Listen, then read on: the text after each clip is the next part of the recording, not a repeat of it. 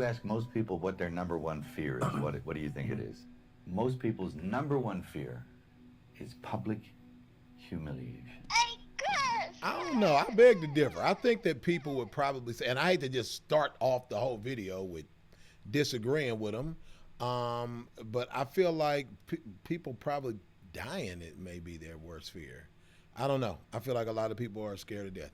What do I know? Mel Gibson is going to be the expert here. That's what we have here. We got funny people. We got hot topics, man. This is Krizz Kaliko Reacts. Come on. King. I am the king of the world. Like, share, comment, and subscribe, y'all. Oh, I hit the wrong button. Sorry. Like, share, comment, and subscribe. There we go. To the channel, y'all. You can hear us some more. Hey, Krizz. Like, share, comment, and subscribe if you haven't already subscribed. And we'll see what Mel Gibson has to say. Let me start it from the top. Most people what their number one fear is. What do you think it is? Most people's number one fear is public humiliation. Okay. It's probably one of this. It's definitely up there. I don't give a fuck anymore. I'm not afraid of it. Mel Gibson's latest film, Sound of Freedom, is stirring up Hollywood. Known for his iconic roles in Mad Max and Braveheart, Gibson has faced controversy before. But this time, it's not just his acting in the spotlight, it's his stance against woke culture. In a 6-year-old interview with John Lithgow, Gibson predicted Hollywood's radical shift, saying, "I've never seen Hollywood quite so shaken by anything. It's a little late, so we'll see how it all shakes down. Hopefully it clears the air a little bit." Woke culture started as a movement for social justice. According to Gibson, it has now evolved into something that stifles creativity and silences opposing views. He describes it as a creativity-crushing, silence-enforcing beast and says, "I've had enough." Gibson compares Hollywood to a group of priests who reprimand and exile anyone who doesn't conform to their beliefs. I agree. Generally passively sit by and tolerate any kind of nonsense, but if one of their priests utters something that resembles orthodoxy, well then they spring into action, they reprimand him, and they bully him and do their best to cancel him. And it succeeds. They drum him out of the service, you know. Off he goes. From the beginning, Sound of Freedom wasn't embraced by major studios. The film doesn't just sidestep political correctness, it tears it apart. It tackles the harsh reality of child trafficking in Latin America, a topic Hollywood, according to Gibson, tends to avoid. From day one, studios tried to suppress the movie, hoping it would fade away, but Gibson and his team had different plans. Instead of backing down, they devised a smart strategy, a staggered release across various countries. This not only kept the film in the spotlight, but also generated lasting buzz. The social contract. You can't get mad. You can't get mad. Yeah, you're not allowed to get mad. I've heard that several times about me because I'm a very compassionate person. Like, I'm compassionate about all of these issues. You know, some would say that Hollywood is not the platform to talk about child trafficking, but then where are we going to talk about it? Where's it going to get talked about? It has to be talked about somewhere. And if that's the biggest platform, well, I got to put it there. If I have an opportunity, if I'm Kendrick Lamar, people will say Kendrick Lamar's Super Bowl performance is like, well, that wasn't the place to put out a message. Well, if you're that type of person, it's the perfect place to put out a message. It's the perfect place to be like, well, I'm going to do it. And that's whatever message you're talking about. I'm not just saying because it was pro-black. I'm saying it because it was like, whatever the message is. If it was anti-abortion or something and I got an opportunity to get on that platform, well, you may not invite me back, but I'll tell you what, you're going to hear it today. So I get taking a radical stance like that on a giant platform, and that's what he's trying to say, I think. He's trying to say, if I got the platform, or if you guys had the platform, why wouldn't you be talking about it? So you can't let it get you, because you have to make a deal with everyone else, and it's almost unspoken that you are going to be fucked over at some point. This strategy was not just smart, it was revolutionary. Sound of Freedom not only shattered box office records, but also ignited discussions about corruption within the entertainment industry and Hollywood's hypocrisy. Unlike most films that quickly disappear from theaters, this one generated continued debate, shedding light on the harsh realities of child trafficking. Sound of Freedom is smashing it at the box office and is being attacked continually by the mainstream. Is that because it's a box office success? The industry's response was swift and harsh. Mainstream media launched a series of attacks on the film, as Sound of Freedom posed a direct challenge to the woke agenda that dominates Hollywood. Rather than retreating, Gibson became the film's most outspoken advocate, calling out the hypocrisy of an industry that claims to care about social issues while staying silent on child trafficking. That's because they're pretending to care about social issues. They're pretending. They're pretending. I ain't gonna go too far because I don't know when I'll get popped on the platform, but that's why I try to keep things a little bit more even keeled. But they're pretending to care, because really everybody cares about getting paid. That's what it is. And I'm talking about in entertainment. We care about getting paid, and we do have a platform, and the platform can be used for social issues, kind of, or getting paid. And then there's a gray area there too. But most people are not. And most people care about themselves too. That's the other thing. Guys, it wasn't some weird dude in a mask, glasses, and a white van. It was a woman. It was a non-threatening person. So this 17-year-old girl recruits this 10-year-old and was horrified what happened. So she promises this girl candy and ice cream. But what she finds is a bunch of guys that kidnapped her, shot her full of fentanyl, and she had to hear this 10-year-old girl for the next 2 hours gang rape. In recent interviews, Oh Gibson my has been God. candid in expressing that Hollywood has See, lost yeah, its... whatever platform you have, where we could spread awareness about that to prevent that from happening to anybody. I would take my opportunity to spread that word so that awareness is spread. You know what I'm saying? You wouldn't think that if you can play it. You can downplay it if you don't have a daughter. You can downplay it if it's not your daughter.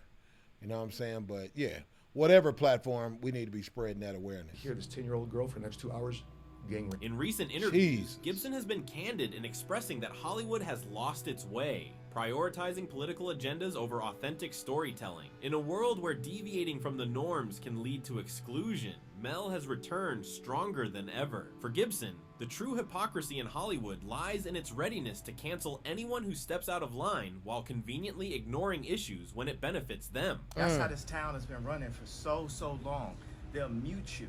They'll try to mute you at all costs. Sound of Freedom has revealed the flaws in Hollywood's facade, demonstrating that while some commend its courage, many within the industry choose to dismiss it as fear-mongering. However, with support from a global audience and Mel Gibson's determination, the film not only survived but thrived. It has left a lasting impact on the film industry and challenged the norms that Hollywood tries to enforce. From beginning to end, it's very brief. He says, women on film, either naked or dead. Both is better. Jeez. And it's like, whoa. Ooh. In today's Hollywood, where Who conforming wanted that? to the Who woke narrative ordered often that? seems more significant than tackling real-world issues, Mel Gibson emerges as a defiant figure. While the industry presents itself as a beacon of social justice, it frequently prioritizes protecting its image over confronting uncomfortable truths. By attempting to suppress films that challenge their agenda, Hollywood inadvertently amplifies the very messages they seek to downplay. Gibson stands out as an unconventional filmmaker. Unlike the industry's politically correct box-ticking productions, he chooses to tell stories that challenge norms, provoke thought, and stir controversy. He For does. instance, What was the Hacksaw Ridge what tells was the the true other story of Desmond Doss, a man who saved 75 soldiers during World War II without firing a shot. The film is raw, emotionally gripping, and unflinchingly depicts the harsh realities of war, contrasting sharply with the sanitized Hollywood narratives audiences often encounter. The response was overwhelmingly positive. Critics praised it, audiences embraced it, and Gibson received yet another Oscar nomination. More importantly, the film demonstrated that viewers crave authentic, impactful stories, not just those that neatly fit into a politically correct framework. Now, with The Passion of the Christ, Passion of Christ? That's what I was trying to think of. I was like, I know he did one. Resurrection on the horizon, something about Gibson Christ. is gearing up to push boundaries even further. This upcoming film, deeply rooted in Christian themes, is anticipated to be just as, if not more, controversial than the original. In a Hollywood that often sidesteps or dilutes religious content, Gibson's bold embrace of these themes distinguishes him from his peers. His willingness to create such a film shows he is unafraid of controversy and indifferent to the inevitable backlash. But why is that? Because it doesn't matter if you believe in Christianity or Buddhism or whatever, Islam, whatever. It's like people depict film is movie and TV is imitation of life. So if movie and TV is an imitation of life, a lot of people live a Christian life. A lot of people live a Muslim life. A lot of people live a Buddhist life or whatever it is, or an atheist life. You know what I mean? So I believe that we should have, that you're supposed to have a right to freaking make an atheist movie or a Christian movie. But why would you condemn either one of them when it's imitating somebody's life? I don't know. That's as woke as I probably get. I can see both sides though. I usually can see both sides. That doesn't mean I agree with. That doesn't mean I agree with both sides, but it definitely means like I can see how you would think that or why you would think that. You know what I mean? Colleagues support him even when it's unpopular. Robert Downey Jr., for example, has openly praised Gibson for his support during a dark time in his life. Downey Jr. recalled how Gibson encouraged him not to lose hope and to find his faith, emphasizing that it didn't need to be his or anyone else's faith as long as it was rooted in forgiveness. Okay. This personal support reveals a different side of Gibson, one often overshadowed by his controversial public image. Actually, I asked Mel to present this award to me for a reason, because when I couldn't get sober, he told me not to give up hope, and he urged me to find my faith. Right. Didn't have to be his or anyone else's as long as it was rooted in forgiveness. Hollywood's response to figures like Gibson underscores the industry's inherent double standards. When celebrities such as Dwayne "The Rock" Johnson face accusations of scandalous behavior, including involvement in child trafficking conspiracy theories, reactions are often mixed.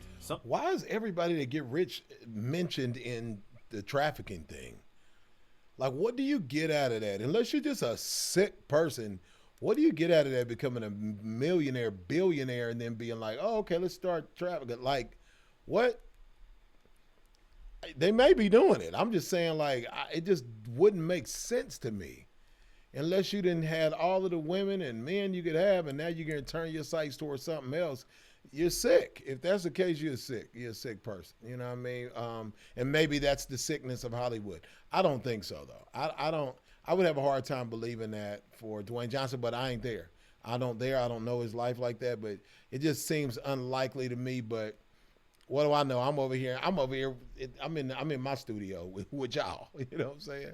What do I know? While others quietly distance themselves, but a significant uproar is seldom seen. In stark contrast, whenever Gibson critiques woke culture, the backlash is swift and severe, revealing the hypocrisy at play. In today's easy cancel culture world, and cancel culture, woke culture, this culture, that culture, division, etc., that really bugs me.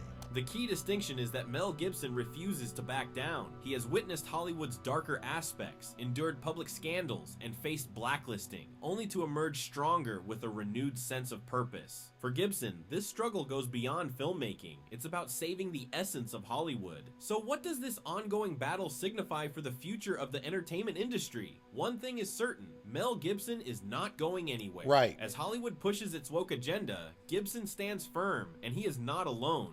His films resonate with an increasing audience that feels disconnected from Hollywood's current trajectory. His readiness to voice his opinions, even when unpopular or risky, is attracting new fans who appreciate his defiance. Yeah, and it's also going to attract other actors that would agree with him that normally probably wouldn't even have said anything, but now they'll speak up because they see his bravery, and now they'll probably speak up too. It does feel different. I think because, I don't know, I think because I've been around longer, it's different. I'm more relaxed about the whole thing, because there's no point in being anything else. Right? Huh.